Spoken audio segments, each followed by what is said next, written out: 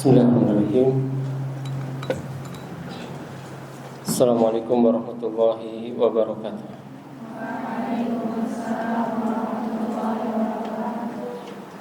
Alhamdulillahi ala ihsani wa syukru lahu ala taufiqihi wa imtinani wa asyhadu an la ilaha illallah wahdahu la syarika lah ta'ziman li sya'nih wa asyhadu anna nabiyyana Muhammadan abduhu wa rasuluh ad-da'i ila ridwanihi wa ala alihi wa ashabihi wa ikhwanihi ya ayyuhalladzina amanu taqullaha haqqa tuqatih wa la tamutunna illa wa antum muslimun.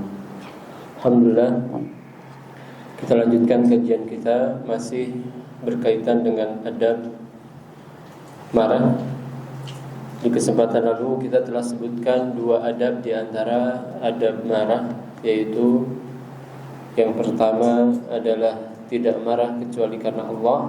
Yang kedua, berusaha untuk menjadi orang yang lembut dan tidak marah kecuali karena urusan dunia. Kita akan bahas adab selanjutnya, yaitu musyahadatu qudratillahi wa 'azamatihi, yaitu kita ingat keagungan Allah dan keperkasaannya ketika kita marah. Kata Syekh Abdul Aziz Fathi Sayyid Nada, kata beliau, fa innal insan law istahdara 'inda ghadabihi qudratullah 'alaihi wa mada'a 'azamatihi subhanahu fa innahu qad yaskunu ghadabuhu bidzalik. Ketika seorang mengingat keagungan Allah, kebesaran Allah, keperkasaan Allah, Allah maha mampu menghancurkan dirinya, maka bisa jadi dengan hal itu kemarahannya menjadi reda. Bahkan kalau ia ingat terus, bisa jadi tidak memiliki sifat pemarah sama sekali. Ya. Fahadzal adab ma anfa' ma yu'inu ala tahallum. Adab yang ketiga ini di antara adab yang menjadikan kita paling mudah untuk menjadi orang yang lembut. Dan memang yang namanya akhlak itu ada yang harus diusahakan dan ada yang harus diusahakan dan ada yang memang dari lahir seperti itu. Ya. Ada yang harus diusahakan, misalkan Nabi SAW mengatakan, "Waman yatasabbar yusabbirullah." Siapa yang berusaha sabar, maka Allah akan jadikan dia sabar. Berarti ada akhlak yang memang harus diusahakan. Ada yang memang orang itu dari awal sudah baik akhlaknya, dari lahir fitrahnya sudah baik. Nabi SAW mengatakan kepada Ashaj Abdul Qais, "Inna fika khaslatain." Sungguhnya engkau memiliki dua sifat, yuhibbuhumullah, yang Allah cintai, al-hilm wal anah, yaitu lembut dan tidak tergesa-gesa. Jadi hadis ini menunjukkan bahwasanya akhlak itu terkadang sudah Allah beri dari lahir. Makanya terkadang kita dapati ada orang yang memang semenjak dia lahir tidak pernah marah. Pernah antuna mendapatkan orang seperti itu? Orang yang gak pernah marah. Pernah tidak? Ya. Saya? Oh, mas. Ya maksudnya kata dia saya. Ya. Ada orang yang keinjek kakinya dia yang minta maaf. Ya kan? Dia yang keinjek, tapi dia yang minta maaf. Memang akhlaknya seperti itu. Dia gak bisa marah. Ya. Dan kita dapati ada yang seperti itu. Orang gak pernah marah sekalipun. Mungkin jengkel iya dalam hatinya, tapi tidak marah. Ya, ditahan. Maka ada orang yang memang sejak lahirnya dia memang punya akhlak tidak mudah marah, penyabar. Namun ada orang yang memang harus berusaha. Sebenarnya dia itu mudah marah, tapi karena dia berusaha, akhirnya menjadi penyabar. Ya, maka kita harus paham diri kita ini termasuk yang mana. Kira-kira yang bagian yang pertama siapa? Coba ngacu. Saya nggak pernah marah. Oh, tawaduk semua ya. Baik. Yang kedua deh. Yang kedua, saya itu suka marah, mudah marah, tapi saya ingin berusaha untuk tidak marah. Coba yang kedua siapa? Oh, nggak ada juga. Berarti antuna makhluk yang mana ini? Nggak jelas. Ya. La ilaha ula wa la ilaha ula. Jadi, ya, ini diantara cara kita menahan marah. Ingat kebesaran Allah.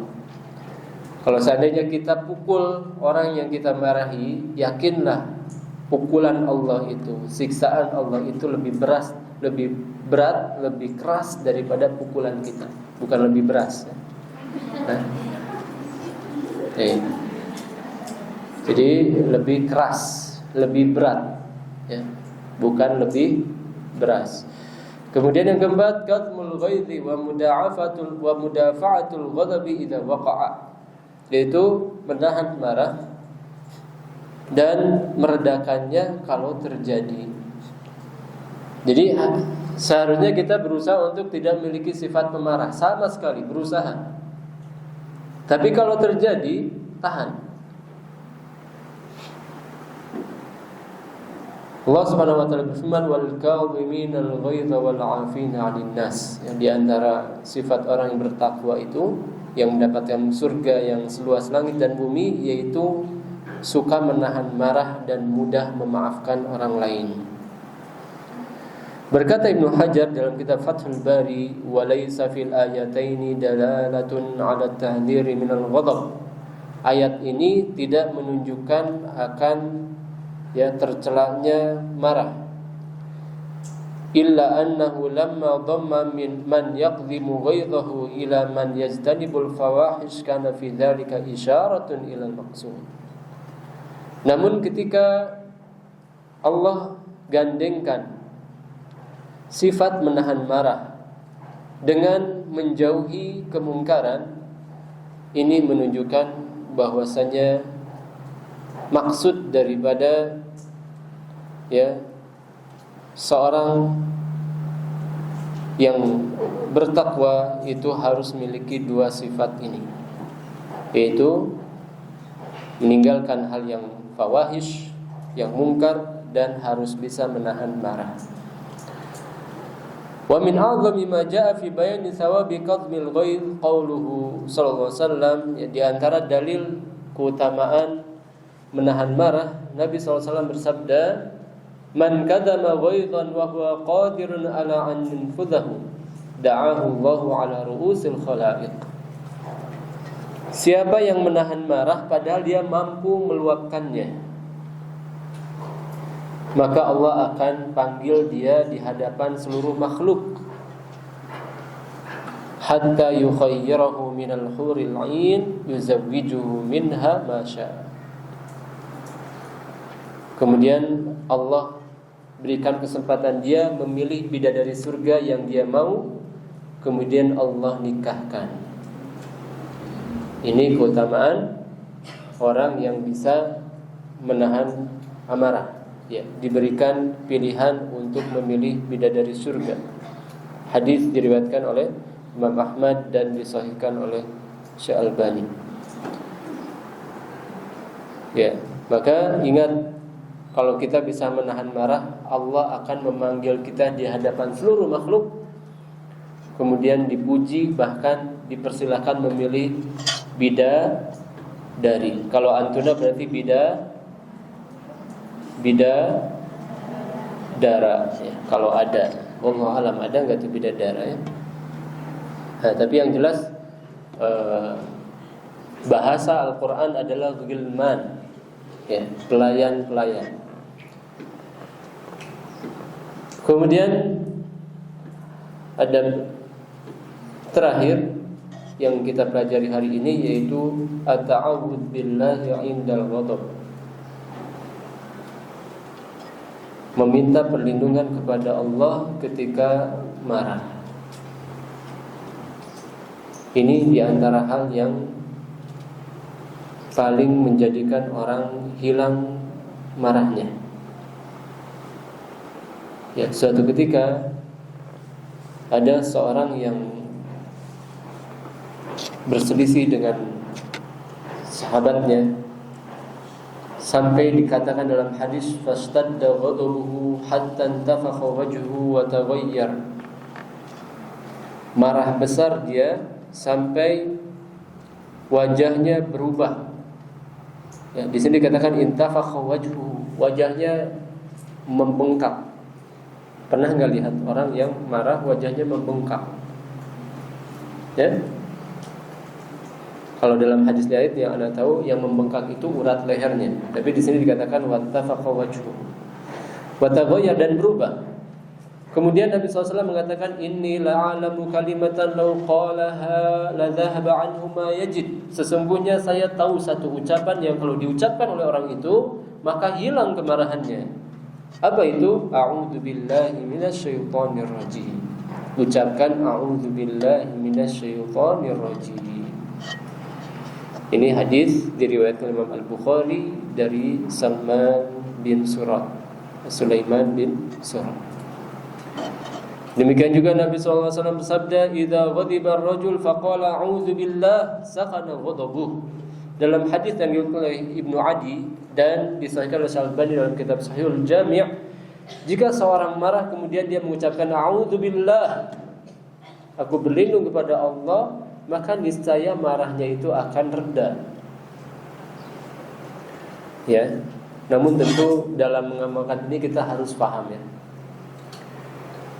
Misalkan anti sedang marahan dengan teman. Teman ini gak paham hadis ini.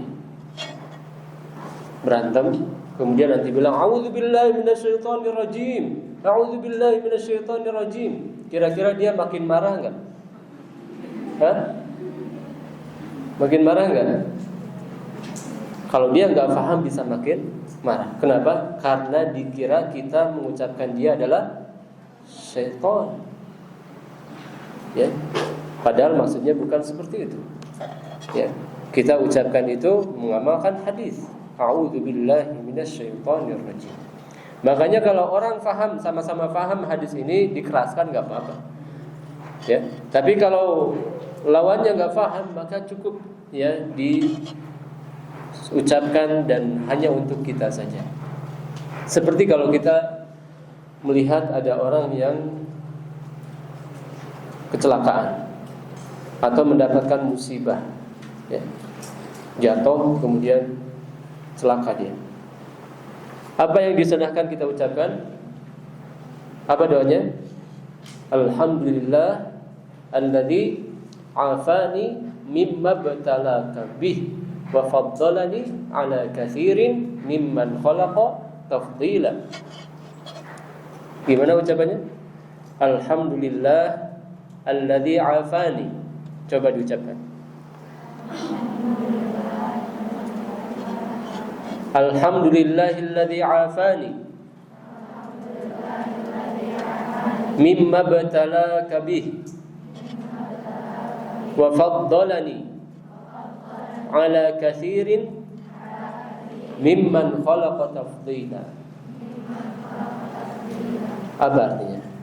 Segala puji bagi Allah yang menyelamatkan musibah yang menimpamu dan menjadikanku mendapatkan karunia melebihi makhluk-makhluk yang lain. Ini kalau kita ucapkan di hadapan orang yang tidak paham. Orang baru kecelakaan, kedebut. Apa itu kedebut? Jatuh, ya.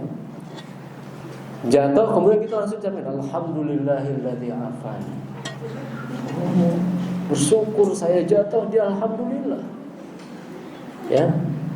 Kalau orang enggak paham ini, itu bisa clash, bisa terjadi perselisihan. Maka ya, kita harus paham kapan kita keraskan suara, kapan kita lirihkan. Ya, misalkan kita melihat hal itu di jalan, maka cukup kita saja alhamdulillahilladzi afani bima btalaka bi wa faddalani ala katsirin mimman khalaqa tafdila. Ya, jadi demikian juga tadi ketika kita marah, kapan harus mengeraskan a'udzubillahi minasyaitonirrajim, kapan harus dipelankan, kita harus memahami dengan baik. Ya, mungkin ini ya beberapa adab berkaitan dengan marah, mudah-mudahan bermanfaat. Wassallallahu ala nabiyyina Muhammadin wa akhiru da'wana alhamdulillahi rabbil alamin. Subhanakallahumma wa bihamdik, asyhadu an la ilaha illa anta, astaghfiruka wa atubu ilaik. Assalamualaikum warahmatullahi wabarakatuh.